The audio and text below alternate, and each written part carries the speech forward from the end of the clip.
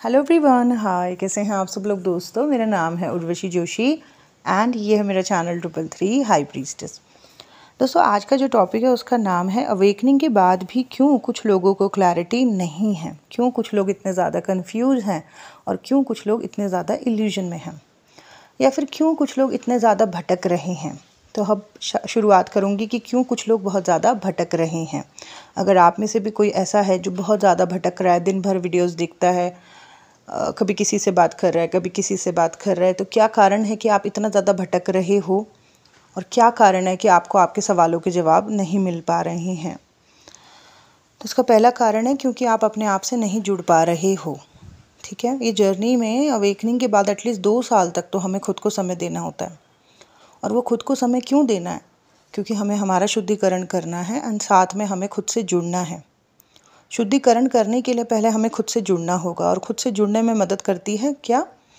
First, your creativity. अगर आप किसी भी प्रकार की क्रिएटिविटी से जुड़ जाओ और आप डेली उससे कर रहे हो, एक तो आपको समय का पता नहीं चलेगा, समय कैसे बीत जाएगा आपको पता नहीं चलेगा। और दूसरा ये है कि आप धीरे धीरे खुद से जुड़ने लगोगे, आपको अंदर से ही जवाब मिलने शुरू हो जाएंगे।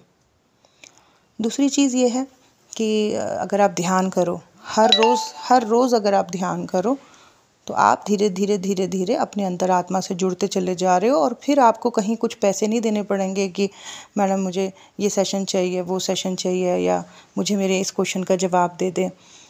किसी के पास नहीं जाना पड़ेगा, आपको अंदर से सारे जवाब मिल जाएंगे। समझ रहे हो? तो जितने भी लोग भटक रहे हैं, आज ही से किसी ना किसी क्रिएटिविटी से जुड़ जाएं। हर रोज़ 1 घंटे करें उस क्रिएटिविटी को, या फिर हर रोज़ 1 घंटे मेडिटेशन करें। और फिर कुछ ही महीनों में आप देखना, जितने भी सवाल थे उन सभी के जवाब आपको अंदर से मिल जाएंगे और आपको कहीं भी जाना नहीं पड़ेगा। ओके, कोई आपको भटका नहीं पाएगा।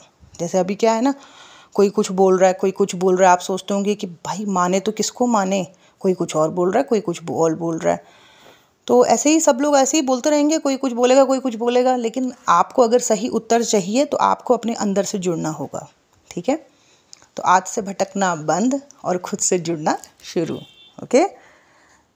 दूसरी चीज़ हम देखते हैं, बहुत सारे लोग इल्यूजनरी बातें करते हैं। अब जैसे ट्विन फ्लेम वाले कॉन्सेप्ट में, जो कि एक बहुत ब्यूटीफुल कॉन्सेप्ट है, पर आप इसमें देखें कि इसके नाम पे लोग बहुत सारे इल्यूजन फैलाते हैं, भ्रम फैलाते हैं, भटकाते हैं।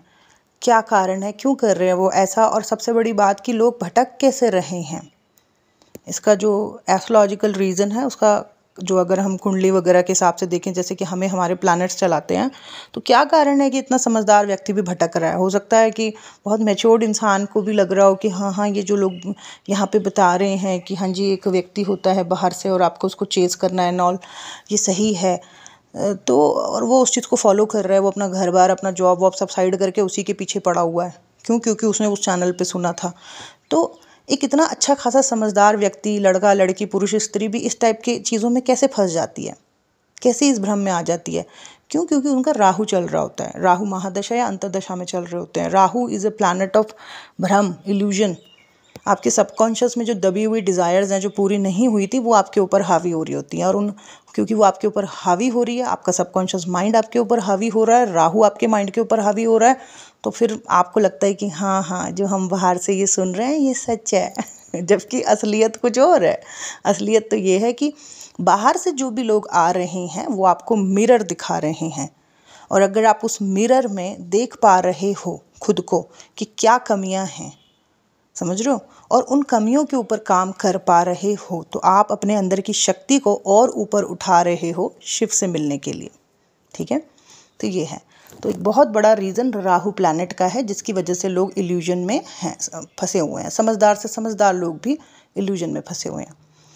तीसरा कारण है क्यों लोगों को क्लैरिटी नहीं है या कितनी ज़्यादा कन्फ्यूजन है। इसका कारण है कि देखिए, 2 प्लैनेट्स होते हैं जो कि बुद्धि को और ज्ञान को रिप्रेजेंट करते हैं। फर्स्ट जो है मरकुरी प्लैनेट है। Mercury planet is a planet of logical thinking, समझदारी, बुद्धि, बुद्धिमान, बुद्धि का प्लैनेट है मरकुरी।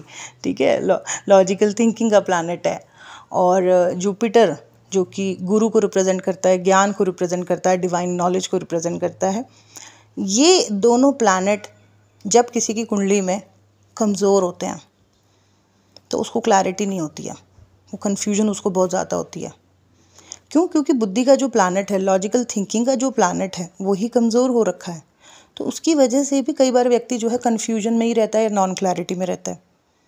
उसके अलावा जो प्लैनेट गुरु है ना, ज्ञान है, रियल नॉलेज है, रियल डिवाइन नॉलेज है, विजडम है, अगर वो किसी की कुंडली में कमज़ोर हो रखा है तो क्या होता है? तब भी वो व्यक्ति जो है भटकता रहता है और भटकाने वाले लोग उसको मिलते रहते हैं। ठीक है। जिनका ज़्यादातर गुरु कमज़ोर होता है, यानी कि कुंडली में जिनका बृहस्पति जो कि ज्ञान का प्लैनेट है कमज़ोर होता है, इनकी अपने पार्टनर हस्बैंड के साथ भी नहीं बनती होती है। ठीक है। ये सबसे बड़ा साइन होता है कि इसका गुरु कमज़ोर है। तो अगर आपको भी इस जर्नी में बहुत ज़्यादा क्लैरिटी नहीं है और आप ऐसे भटक रहे हो, कन्फ्यूजन है, तो उसका बहुत बड़ा कारण है कि आपका बृहस्पति कमज़ोर है। किसी किसी के हो सकता है दोनों ही प्लैनेट कमज़ोर हो, किसी का एक प्लैनेट कमज़ोर हो। ठीक है ना। अब जैसे मैं आपसे इतना लॉजिकल होके इस चीज़ों पे बात कर पाती हूँ, क्यों? क्योंकि मेरा मरकुरी जो कि बुद्धि का प्लैनेट है, लॉजिकल थिंकिंग का प्लैनेट है, वो बहुत ज़्यादा स्ट्रॉन्ग है। मरकुरी जो है वो आपकी बुआ को भी रिप्रेजेंट करता है। और रिसेंटली अगर जो लोग मुझे फॉलो करते हो, आपने देखना मेरी बुआ ने जो है भी रिसेंटली राष्ट्रपति के हाथ से पद्मश्री जो है रिसीव किया है अपनी क्रिएटिविटी एंड आर्ट के लिए। तो जिनके मरकुरी स्ट्रांग होते हैं, ज़्यादातर उनकी जो बुआएं होती हैं वो भी बहुत पावरफुल जो है लेडी या पावरफुल होती हैं काफ़ी। और जिनका जुपिटर मजबूत होता है उनकी अपनी पतियों से बड़ी बनती है। उनके पति उनके बेस्ट फ्रेंड टाइप के होते हैं। ठीक है। तो अगर ये दो प्लैनेट्स जो हैं कमज़ोर होते हैं, यानी कि मरकुरी एंड बृहस्पति, तो उस व्यक्ति को बड़ा मुश्किल हो जाता है इस जर्नी में नैया पार लगाना। क्यों? क्योंकि लॉजिकल थिंकिंग का प्लैनेट और ज्ञान का प्लैनेट दोनों कमज़ोर कर रखे हैं, दोनों जगह से कर्म खराब कर रखे हैं अपने पूर्व जन्मों से। तो ये कारण है कि कुछ लोग जो आप देखते होंगे कि इस जर्नी में एकदम नॉन क्लैरिटी में हैं या कन्फ्यूजन्स में हैं या भटक रहे हैं, उसका कारण यही है, राहु और मरकुरी एंड जुपिटर एंड खुद से ना जुड़ पाना।